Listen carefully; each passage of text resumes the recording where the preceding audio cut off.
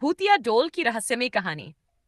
गांव के बाहर पुराने पीपल के पेड़ के नीचे एक टूटी फूटी डोल झूला लटकी थी।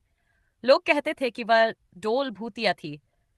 बचपन में कई बच्चों ने उस पर झूला झूलने की कोशिश की थी, लेकिन हर बार कुछ अजीब घटनाएं हो जाती थीं। कोई बेहोश हो जाता, किसी को रात में डरावने सपने आते, तो कोई बुखार से तपने लगता। इसलिए धीरे धीरे गांव वालों ने उस डोल से दूरी बना ली। रात का खौफ। एक दिन शहर से आए कुछ युवक गांव में घूमने आए।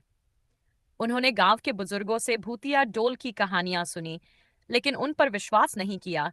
उनमें से एक लड़के रोहन ने हंसते हुए कहा, अरे, भूत वूत कुछ नहीं होता।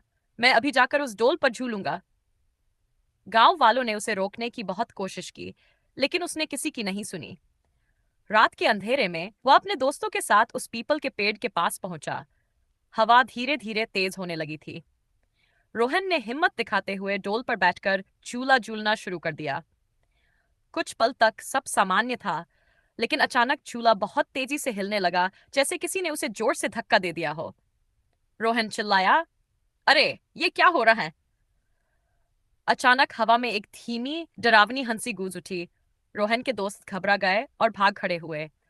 रोहन के चारों ओर सफेद धुंध बनने लगी और उसके कानों में एक अजीब सी फुसफुसाहट सुनाई दी। तूने मेरी डोल को छूने की हिम्मत कैसे की? तभी एक परछाई उसकी ओर बढ़ी और डोल अचानक जोर से झूलने लगी। रोहन की चीखें सुनकर गांव के कुछ लोग वहां पहुंचे, लेकिन जैसे ही वे पास आए, डोल खुद ब खुद रुक गई। रोहन जमीन पर बेहोश पड़ा था। भूत की सच्चाई।